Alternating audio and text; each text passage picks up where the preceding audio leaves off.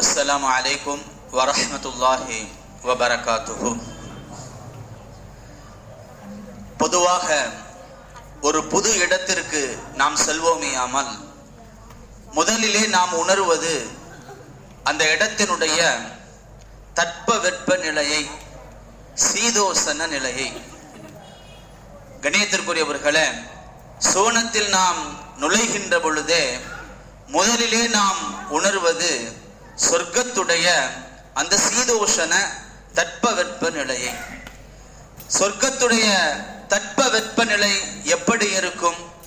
அல்லாஹு தஆலா குர்ஆனிலே லா யரவுன ஃபீஹா ஷம்ஸன் வலா ஸம்ஹரீரா, சொர்க்கத்திலே அவர்கள் சுட்டரிக்கும் வெப்பத்தை பார்க்க மாட்டார்கள், வலா ஸம்ஹரீரா, கடுமையான குளிரையும் பார்க்க மாட்டார்கள்.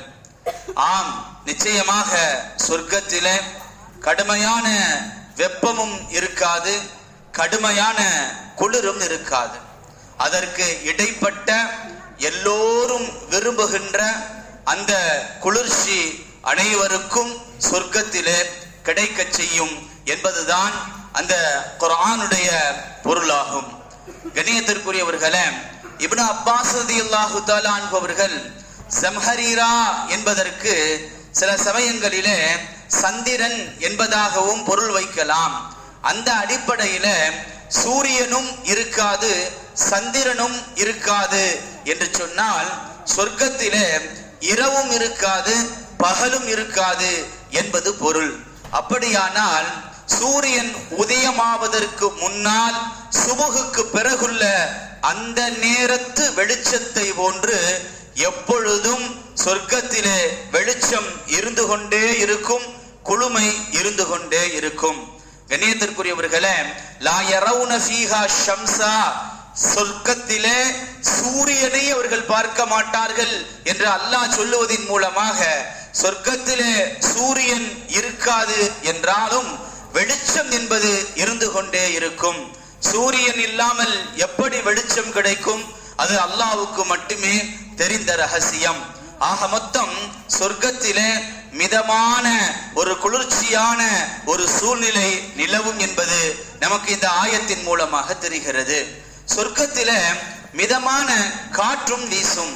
நபி ஸல்லல்லாஹு அலைஹி வஸல்லம் அவர்கள் சொல்லுவார்கள், இன்ன ஃபில் ஜன்னதி ரீஹா, சொர்க்கத்திலே காற்று வீசும். அந்த காற்றும் அர்ஷுக்கு கீழிருந்து வீசும். அந்த காற்று சோனவாசிகளுடைய முகத்திலும் சோனவாசிகளுடைய ஆடையிலும் வந்து படும். அப்படிப்பட்ட உடனே அவர்களுடைய முகமும் அவர்களுடைய ஆடையும் முன்னதை விட மிக அழகானதாக மாறிவிடும் என ரசூலுல்லாஹி ஸல்லல்லாஹு அலைஹி வஸல்லம் அவர்கள் கூறுவார்கள். ஆம், சோனத்திலே காற்று வீசும். எந்த காற்றை எல்லோரும் விரும்புவார்களோ அப்படிப்பட்ட மிதமான ஃப்ரெஷ்ஷான தூய்மையான நறுமணமுள்ள காற்று சோனத்திலே வீசும். கண்ணியத்திற்குரியவர்களே, சோனத்திலே நாம் காலடி எடுத்து வைத்த உடனே அடுத்து நாம் கவனிப்பது சோனத்தினுடைய தரை தளத்தை, நிலத்தை என்று எடுத்துக்கொள்ளலாம். அப்படியானால் சோனத்துடைய தரை நிலம் எப்படி இருக்கும் என்கின்ற பொழுது இப்னு அப்பாஸ் ரலியல்லாஹு தஆலா அன்ஹு அவர்கள் சொல்லுவார்கள், சோனத்துடைய நிலமாகிறது, பூமியாகிறது, அது வெண்மை நிற வெள்ளியாக கண்ணாடியை போல இருக்கும் என இப்னு அப்பாஸ் ரலியல்லாஹு தஆலா அன்ஹு அவர்கள் சொல்லுவார்கள். ஆம், சோனத்துடைய அந்த தரையாகிறது, தரை தளமாகிறது வெண்மை நிற வெள்ளியை போல, கண்ணாடியை போல பளபளவென்று இருக்கும் என்பது நமக்கு தெரிகிறது.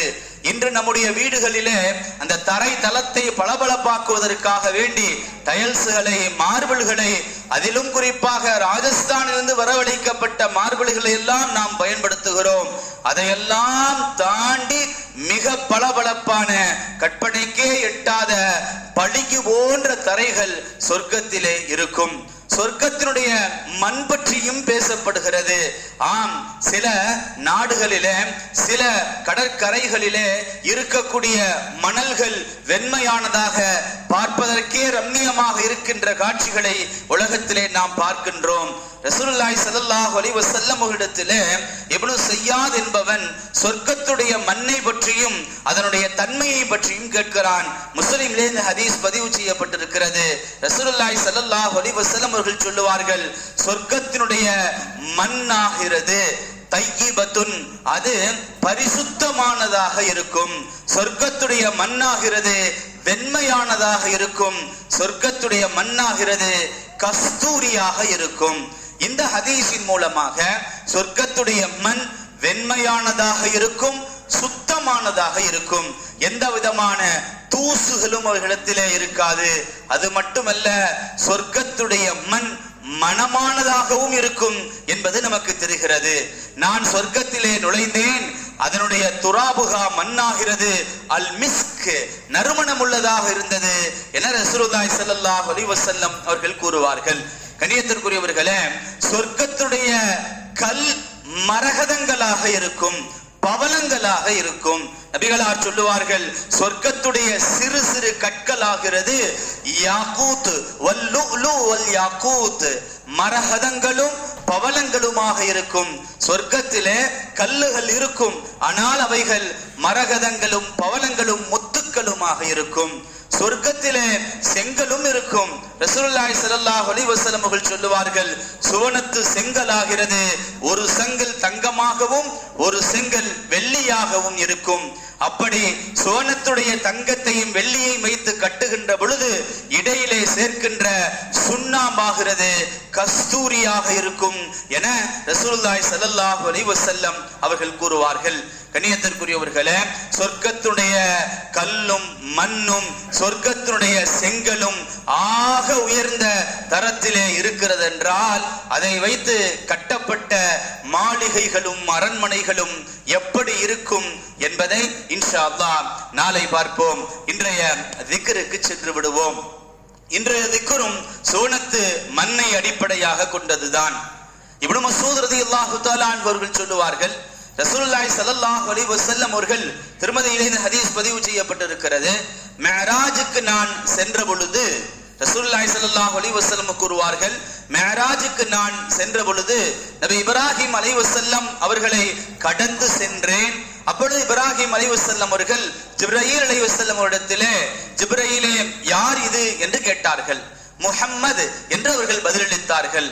அப்பொழுது இப்ராஹிம் அலைஹிஸ்ஸலாம் அவர்கள், முஹம்மதே, உம்முடைய உம்மத்திற்கு என்னுடைய சலாத்தை சொல்லிவிடுங்கள், மேலும் அவர்களுக்கு தெரிவித்து விடுங்கள், சொர்க்கத்து மண்ணாகிறது மனமுள்ளது, சொர்க்கத்து தண்ணீராகிறது மதுரமானது, சொர்க்கத்துடைய பூமியாகிறது விசாலமானது, நடவு செய்வதற்கு ஏற்றமானது. எனவே அவைகளிலே செடிகளை நடுங்கள், அதனுடைய செடிகளாகிறது சுப்ஹானல்லாஹி வல்ஹம்துலில்லாஹி வலா இலாஹ இல்லல்லாஹு வல்லாஹு அக்பர் என்பதாகும் என இப்ராஹிம் அலைஹிஸ்ஸலாம் அவர்கள் கூறியதாக நபி ஸல்லல்லாஹு அலைஹி வஸல்லம் அவர்கள் கூறிய செய்தி திருமதியிலே பதிவு செய்யப்பட்டிருக்கிறது. எனவே நாளை முழுவதும் சொல்லிக் கொண்டிருங்கள், சுப்ஹானல்லாஹி வல்ஹம்துலில்லாஹி வலா இலாஹ இல்லல்லாஹு வல்லாஹு அக்பர். சோனத்திலே செடிகளை நட்டுக்கொண்டே இருங்கள். வாஹிர் தாவான அனில் ஹம்துலில்லாஹி ரப்பில் ஆலமீன்.